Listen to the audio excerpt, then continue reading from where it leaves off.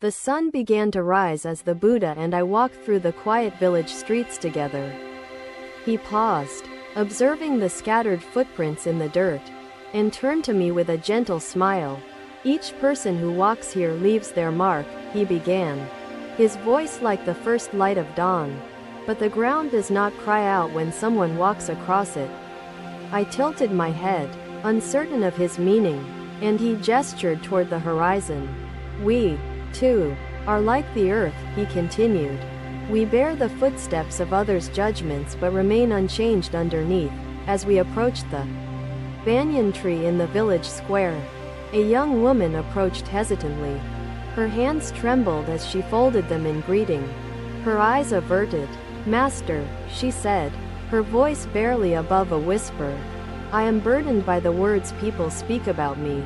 They sting like thorns and grow into vines that bind me." The Buddha placed a hand on her shoulder, his presence as steady as the tree's deep roots. "Tell me, child," he said, "does the tree here concern itself with the birds that rest on its branches?" The woman glanced at the tree, puzzled. As the Buddha continued, "Some birds sing sweetly, while others may squawk, yet the tree does not bend to either's will." He knelt and picked up a fallen leaf, holding it gently between his fingers. This leaf once danced in the wind, indifferent to its direction. Now it rests, free from care. The woman's breathing steadied as she listened, the lines of worry easing from her face. We moved further along the path, the morning air carrying the scent of jasmine. The Buddha motioned for me to sit on a stone bench as he began to speak again. "Consider the river," he said, pointing toward the shimmering water in the distance. "It flows without hesitation, whether praised for its beauty or ignored by those who pass it by." I nodded, beginning to grasp the thread of his teaching. "Master," I asked, "how can one learn to flow like the river, unburdened by the opinions of others?" The Buddha's eyes met mine, a depth within them that seemed to hold lifetimes of wisdom. "You must first understand," he said, "that others' opinions are like echoes in a cave. They carry sound, but they hold no substance." He leaned forward slightly, his gaze unwavering. "To live for the echoes is to chase shadows, my friend, but to live for your truth is to stand in the light." His words struck a chord deep within me, resonating like the clear note of a temple bell. As we continued our walk, a group of villagers gathered nearby, speaking in hushed tones as they glanced in our direction. I felt the weight of their stares and looked to the Buddha for guidance. "Master," I said, my voice faltering, "their eyes feel like fire upon me. How do I extinguish this burning?" The Buddha stopped and turned to face the villagers, bowing his head in acknowledgement before addressing me. "The fire you feel," he said, "is not from their gaze but from the oil you pour into it." I frowned, unsure of his meaning, and he explained further, "When you give power to their opinions, you feed the flame. Withdraw your fuel, and the fire will die." He reached down and picked up a handful of soil, letting it fall between his fingers. "Be like the earth beneath your feet," he said. "It supports all, regardless of whether it is praised or trampled." As the sun climbed higher in the sky, we arrived at a small well where an elderly man drew water. The Buddha approached and asked, "Do you fear the bucket will judge the water it carries?" The man chuckled and shook his head, and the Buddha turned back to me. "You are like the bucket," he said. "Carry what is needed, but do not let it define your essence." I reflected on his words as we resumed our journey, passing fields where farmers toiled beneath the sun. One farmer looked up and called out, "Master, how do I silence the gossip that spreads about me like weeds?" The Buddha paused, considering the question, and then replied, "Weeds grow where the soil is fertile. If you tend your own field, the weeds will wither." The farmer nodded, his face thoughtful, and returned to his work. The Buddha looked at me, his expression serene. "Do you see?" he asked. "The strength to rise above lies not in silencing others but in nurturing your own peace." His words felt like a seed planted within my heart, taking root and beginning to grow. As the day wore on, we rested beneath a fig tree, its shade offering respite from the heat. The Buddha plucked a ripe fig and handed it to me. "Taste it," he said, and I bit into the fruit, its sweetness spreading across my tongue. "Is it less sweet?" he asked. "Because someone might call it sour?" I shook my head, understanding his lesson. "Then why should you doubt your own goodness based on the words of others?" he asked. I sat in silence, the taste of the fig lingering as his wisdom settled within me. The world around us seemed to pause, each moment infused with clarity and purpose. The Buddha's teachings had opened a door within me, revealing a path toward freedom from the weight of others' judgments. As evening approached, we made our way back to the village, the sky painted in hues of gold and crimson. The Buddha's presence felt like a steady flame, illuminating the darkness of my doubts. "Remember," he said as we parted ways, "you are the source of your own light. Do not let the shadows of others dim your flame." His words echoed in my mind as I watched him disappear into the horizon, his figure merging with the fading light. I knew then that the journey to freedom from external validation was not a destination but a practice, a continual turning inward to find the truth within. Another day, another journey began as the Buddha and I strolled along the banks of a winding, serene river. He paused to observe the flowing water, its surface shimmering under the gentle light of the morning sun. "The river knows no hesitation," he said, his voice calm and steady as the current. "It moves with purpose, not approval." I nodded and followed his gaze, mesmerized by the river's graceful dance between stones and trees. Further along the path, a potter's workshop came into view, its shelves lined with vessels of varying sizes and shapes. The Buddha entered the workshop and greeted the potter, who was busy shaping clay into a fine urn. "Master," the potter said, placing the urn aside, "does the value of this pot depend on the admiration it receives?" The Buddha smiled and gestured to a simple, cracked pot sitting alone on a shelf. "Tell me," he said, "does the cracked pot hold less essence than the others?" The potter shook his head thoughtfully, and the Buddha continued, "Each pot serves its purpose, regardless of its beauty or flaws. Validation adds nothing to its substance." I listened intently, the words planting seeds of understanding in my heart. The Buddha picked up the cracked pot and handed it to me, encouraging me to feel its weight and shape. As we exited the workshop, the midday sun warmed the earth, casting long shadows of trees upon the path. The Buddha paused and gestured toward the shadows, his expression tranquil. "A shadow cannot define the tree it represents," he said, his words clear and deliberate. "So too, my friend, do others' opinions cast shadows that cannot shape your essence." His teaching resonated deeply, and I felt a quiet strength beginning to grow within me. We soon arrived at a small marketplace bustling with vendors and villagers exchanging goods and chatter. One vendor, selling earthen pots, approached the Buddha eagerly. "Master, some say my pots are inferior," he confessed, his voice tinged with worry.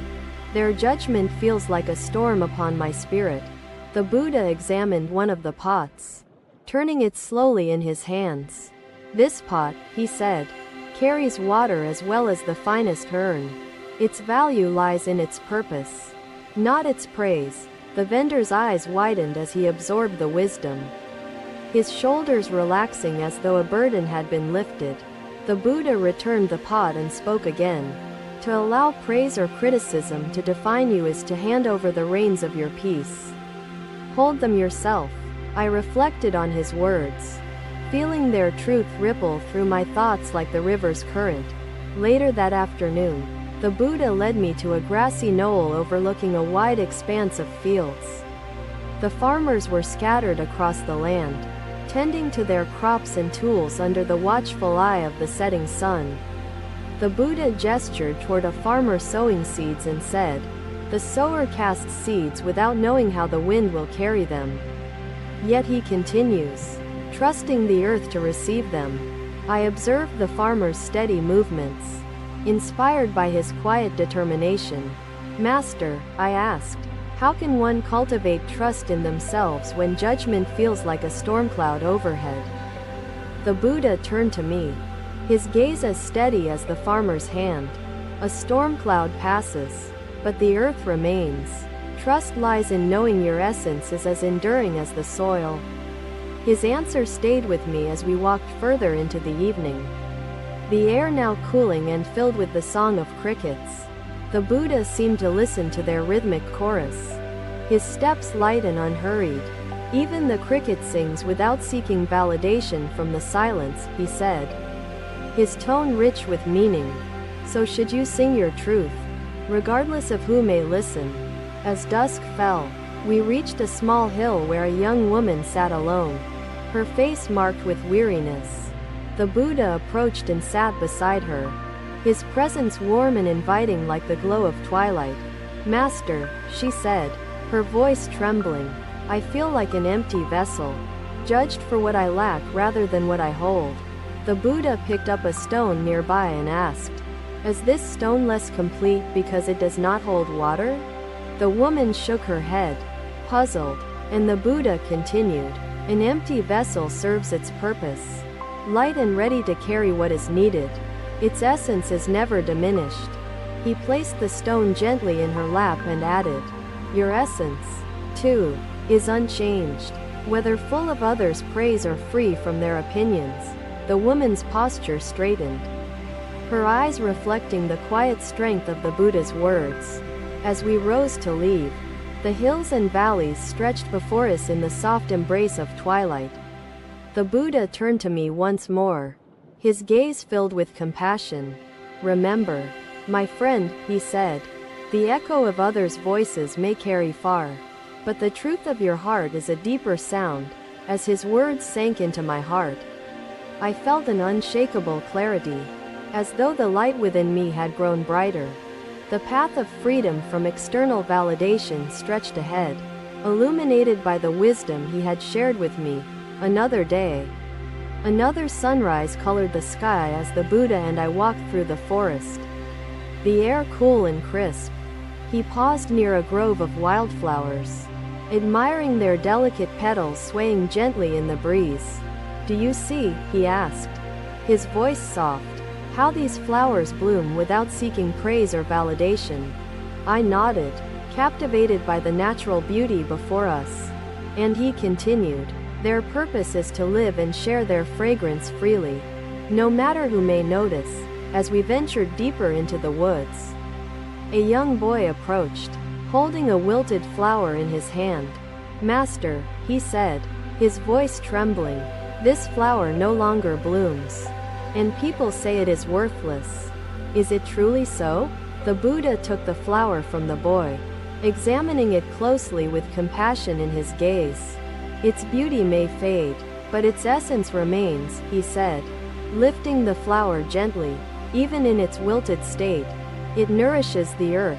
The boy's eyes widened as he listened, and the Buddha placed the flower back into the soil. "Remember, child," he said, "worth does not depend on others' opinions. It resides in the truth of your being." The boy smiled and ran off, his heart lighter as the lesson blossomed within him. Further along the trail, the Buddha gestured toward a butterfly fluttering among the flowers, its wings shimmering with vibrant colors. "Watch the butterfly," he said, his tone serene. "It seeks nectar, not validation. As it moves from bloom to bloom."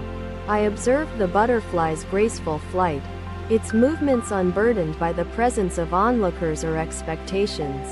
As the morning turned to midday, we arrived at a clearing where a group of villagers had gathered to listen to the Buddha. One villager stepped forward, bowing deeply, and said, "Master, I fear the opinions of my neighbors, which weigh heavily upon me." The Buddha smiled and picked up a small pebble, tossing it into a nearby pond. Do you hear the ripples whispering about the pebble? He asked. The villager shook his head, puzzled, and the Buddha continued. The pond accepts the pebble without judgment, allowing the ripples to pass without holding onto them. Be like the pond. His words echoed in the air, settling deeply in the minds of those present. The villagers nodded in understanding, their spirits lifted by the wisdom shared, as the afternoon sun cast golden rays upon the forest floor. We paused by a tall oak tree whose roots stretched deep into the earth.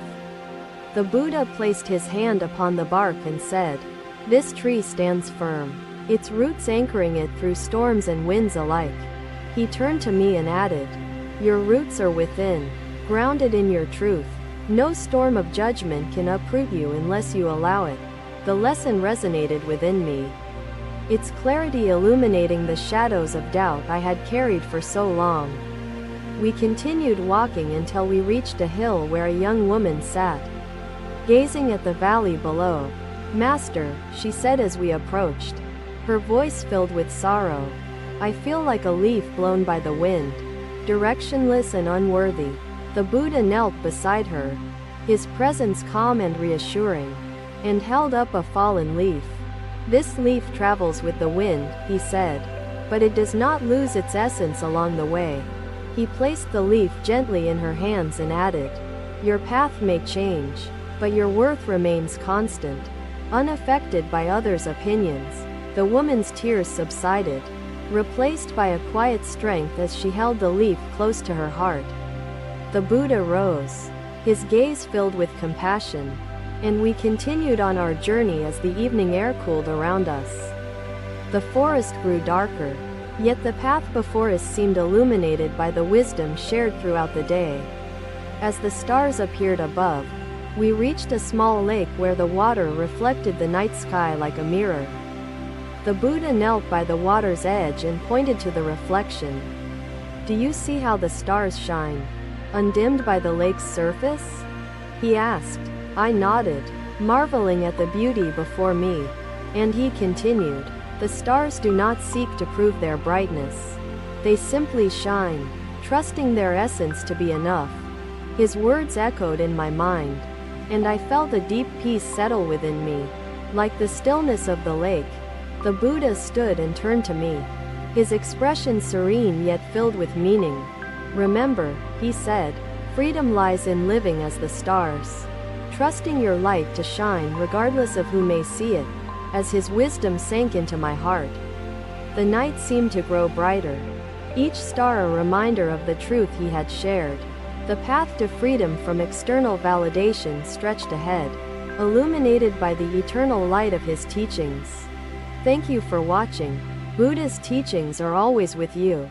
Subscribe to our channel and we will see you in the next video.